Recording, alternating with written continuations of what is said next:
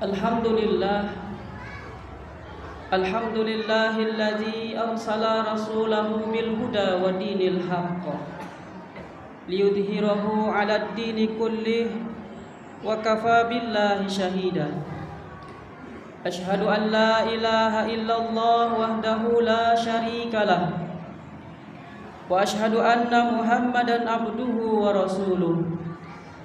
Allahumma salli wa sallim ala Sayyidina Muhammad wa ala alihi wa sahbihi ajma'in. Ya ayyuhalladzina amanu taqullaha haqqa tuqatih wa la tamutunna illa wa antum muslimun. Hadirin jamaah Jumat rahimakumullah, marilah kita senantiasa meningkatkan keimanan dan ketakwaan kita kepada Allah Subhanahu wa taala dengan iman dan takwa yang sebenar-benarnya, meninggalkan apa-apa yang dilarang oleh Allah dan menjalankan apa yang diperintah oleh Allah Subhanahu wa taala.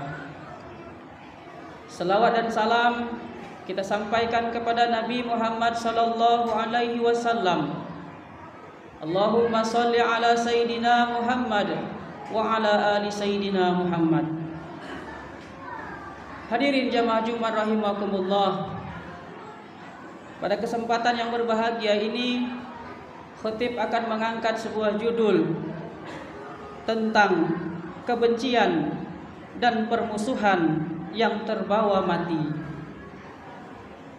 Jamaah salat Jumat yang dimuliakan oleh Allah Subhanahu wa taala, sesungguhnya kebencian seseorang atas orang lain, baik keluarga, sahabat, kerabat, tetangga dekat ataupun jauh, terlebih lagi kepada orang tua kandungnya sendiri, merupakan suatu racun yang terus-menerus akan menjerumuskan kita ke dalam jurang yang paling dalam.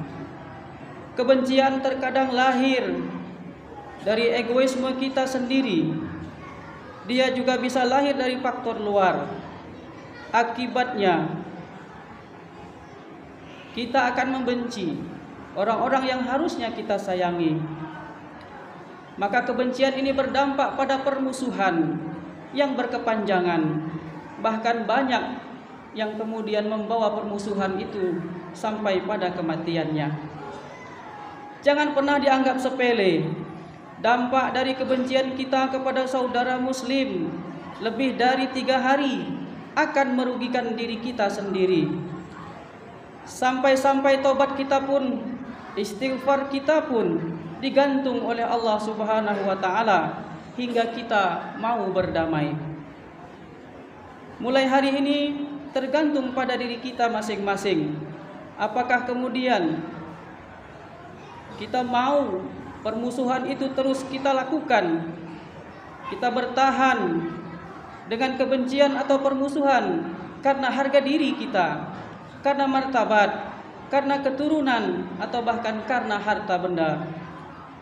Atau kita memilih berdamai, membuang kebencian, memaafkan saudara kita, keluar dari permusuhan, menyambung tali silaturahim demi tobat kita agar diterima oleh Allah, demi istighfar kita agar bisa diterima oleh Allah, demi doa kita agar kemudian dikabulkan oleh Allah Subhanahu wa taala. Jamaah salat Jumat yang dimuliakan oleh Allah, boleh jadi selama ini di setiap Idul Fitri sampai Idul Adha kita saling bermaafan. Mungkin saja ratusan manusia yang sudah kita maafkan, baik itu keluarga, sahabat, kerabat, tetangga dekat atau tetangga jauh.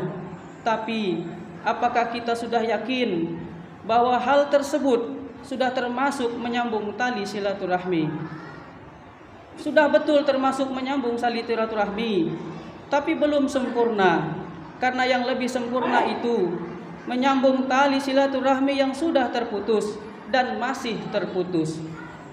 Sungguh menyambung tali silaturahmi yang pernah terputus dan masih terputus jauh lebih wajib, daripada menyambung tali silaturahmi yang tidak pernah terputus. Dalam sebuah hadis Nabi mengatakan yang artinya, tidak halal bagi seorang apabila ia memutuskan hubungan dengan saudara sesama muslim melebihi 3 hari. Keduanya saling bertemu namun saling tak acuh satu sama lain. Sedang yang terbaik dari keduanya adalah memulai menegur dengan mengucapkan salam. Hadis riwayat Bukhari Muslim. Jamaah salat Jumat yang berbahagia. Dalam sebuah riwayat yang cukup panjang dikisahkan, ada seorang yang kaya raya, kemudian dia berangkat haji. Sebelum berangkat, ia menitipkan uangnya sebesar 10.000 dinar kepada seseorang yang sudah terbiasa dipercaya untuk menitipkan barang ataupun uang. Setelah selesai melaksanakan hajinya, orang kaya itu mendatangi rumah orang yang diberi amanah menyimpan uangnya tersebut. Sesampainya di rumah orang tersebut, ternyata orang itu telah wafat. Orang kaya itu pun bertanya kepada ahli warisnya, namun tidak satupun di antara ahli warisnya mengetahui perihal uang yang dititipkan tersebut. Orang kaya itu pun kebingungan dan bertanya-tanya dalam hatinya, di manakah uang yang disimpan oleh orang yang diberi amanah tersebut. Orang kaya itu pun mendatangi seorang alim di kota Mekah, lalu menceritakan tentang uangnya tersebut. Dan orang alim itu berkata, di sepertiga malam akhir nanti, pergilah kamu ke sumur Zam-Zam, panggillah nama temanmu yang kau titipi uang itu di bibir sumur tersebut. Jika temanmu adalah orang yang baik dan termasuk seorang ahli surga, maka dia pasti akan menjawab panggilanmu. Lalu tanyakanlah kepadanya, di mana ia menyimpan uang tersebut. Maka pada akhir malam, orang kaya itu pun pergi mendatangi sumur Zam-Zam. Di bibir sumur, ia memanggil nama temannya yang dititipkan uang tersebut hingga 3 kali. Namun tidak ada jawaban sama sekali. Orang kaya itu pun kembali mendatangi orang alim tersebut, lalu menceritakannya. Maka orang alim itu kaget dan berkata, Inna lillahi wa inna ilaihi raji'un. Jika memang temanmu tidak menjawab, aku takut dia termasuk golongan ahli neraka. Jika memang demikian, pergilah kamu ke Yaman. Di sana ada sebuah sumur yang bernama Barhud. Dikatakan bahwa sumur itu adalah bibir dari neraka jahanam. Datangilah di sepertiga malam akhir dan panggillah nama temanmu itu. Orang kaya itu pun pergi ke Yaman, lalu mendatangi sumur Barhud di sepertiga malam akhir. Ia pun memanggil nama temannya yang dititipkan uang tersebut. Ya fulan. Baru sekali panggilan, tiba-tiba terdengar jawaban dari dalam sumur. Orang kaya itu pun merasa prihatin dengan keadaan temannya itu. Lalu bertanya, di manakah engkau menyimpan uangku? Dari dalam sumur terdengar jawaban, aku menyimpan uangmu di sini dan di sini, di dalam rumahku. Pergilah dan katakan kepada anak-anakku, kamu akan mendapatkan uangmu kembali. Maka orang kaya itu pun bertanya, bagaimana bisa engkau tergolong sebagai orang ahli neraka? Bukankah engkau adalah orang yang baik dan memiliki sifat amanah? Maka orang itu pun bercerita, sesungguhnya aku mempunyai seorang saudari perempuan yang fakir. Lama kami tidak saling tegur sapa sampai aku meninggal dunia. Inilah yang menyebabkan aku tergolong sebagai ahli neraka. Jika kau mau menolongku, datangilah saudariku dan mintakan maaf kepadanya dan ceritakan padanya bagaimana keadaanku sekarang ini yang merasakan siksaan karena putus tali silaturahim dengannya. Orang kaya itu pun segera pergi ke rumah ahli waris temannya itu, lalu menceritakan di mana ayahnya meletakkan harta titipannya. Dan ternyata memang benar, uang tersebut masih utuh. Setelah itu ia bertanya kepada anak temannya, di manakah rumah bibi mereka? Setelah tahu alamatnya, ia segera pergi ke rumah saudari perempuan temannya tersebut. Setelah bertemu, ia pun menceritakan apa yang dialami saudaranya di alam kubur. Mendengar cerita orang kaya itu, perempuan itu pun menangis dan memaafkan saudaranya. Lalu ia memohon ampun dan mulai menyambung tali silaturahim dengan anak-anak saudaranya. Allah Subhanahu wa taala berfirman, Bismillahirrahmanirrahim. Innamal mu'minuna ikhwah fa aslihu baina akhawaykum wattaqullaha la'allakum turhamun. Orang-orang beriman itu sesungguhnya bersaudara. Sebab itu damaikanlah, perbaikilah hubungan antara kedua saudaramu itu, dan takutlah kepada Allah supaya kamu mendapat rahmat. Jamaah salat Jumat yang dirahmati Allah, mulai hari ini sebelum malaikat maut menjemput kita semua, mari sama-sama kita ingat kembali sejenak, mulai akhir balik sampai setidaknya seingat kita sampai sekarang.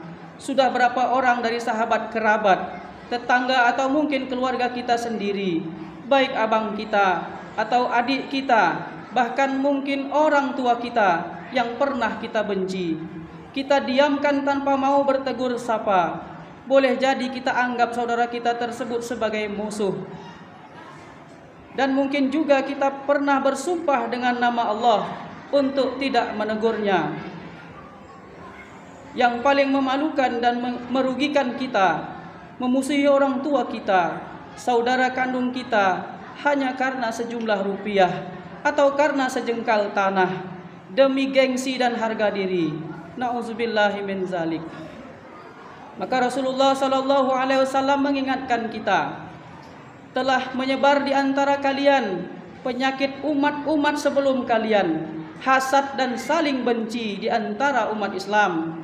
Permusuhan adalah sesuatu yang mencukur habis agama seseorang, bukan rambutnya. Hadis riwayat Tirmizi dan Ahmad. Mari kita rajut kembali tali kasih sayang kepada mereka semua sebelum terlambat. Demikianlah khutbah yang dapat kami sampaikan pada kesempatan yang berbahagia ini, agar kemudian menjadi renungan bagi kita semua, bahwa di dalam kehidupan dunia ini tidak ada yang menjadi musuh kita sebenarnya, karena sesungguhnya kita lahir dari tempat yang sama, dari asal yang sama. Oleh karena itu, mari kita bersama-sama menyambung tali silaturahmi kita. Bersama-sama kita menyongsong kehidupan ini untuk terus fastabiqul khairat, berlomba-lomba dalam kebaikan, agar kemudian kita bersama-sama dikumpulkan Allah ke dalam jannahnya. Amin ya rabbal alamin.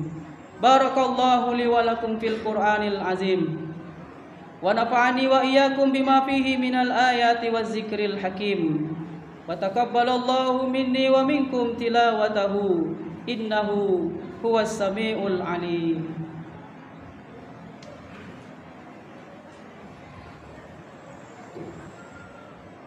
Allahumma shalli wa sallim ala sayyidina Muhammadin wa ala ali sayyidina Muhammad wa barik sallim radhiyallahu ta'ala ala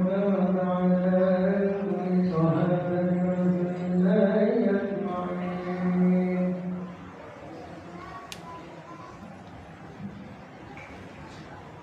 Alhamdulillahilladzi arsala rasulahu bil huda wa dinil haqq liyudhhirahu 'alad dini kullih wa kafa billahi shahida. Asyhadu an la ilaha illallah wahdahu la syarikalah wa asyhadu anna Muhammadan abduhu wa rasuluh. Allahumma salli ala sayyidina Muhammad wa ala alihi wa sahbihi ajma'in. Ya ayyuhalladzina amanu taqullaha wa qulu qawlan sadida yuslih lakum a'malakum wa yaghfir lakum dhunubakum wa may yuti'illaha wa rasulahu faqad faza fawzan 'azima.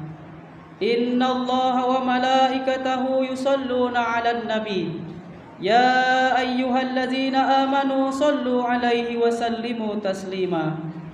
Allahumma ighfir lil muslimina wal muslimat wal mu'minina wal mu'minat الأحياء منهم والأموات وتابع بيننا وبينهم بالخيرات وأنت خير الراحمين اللهم أرنا الحق حقا وارزقنا اتباعه وأرنا الباطل باطلا وارزقنا اجتنابه اللهم إنا نسألك رضاك والجنة ونعوذ بك من سخطك والنار ربنا ظلمنا أنفسنا وإن لم تغفر لنا وترحمنا لنكونن من الخاسرين ربنا آتنا في الدنيا حسنة وفي الآخرة حسنة وقنا عذاب النار عباد الله إن الله يأمرنا بالعدل والإحسان وإيتاء ذي القربى وينهى عن الفحشاء والمنكر والبغي يعظكم لعلكم تذكرون ولذكر الله أكبر أقيم الصلاة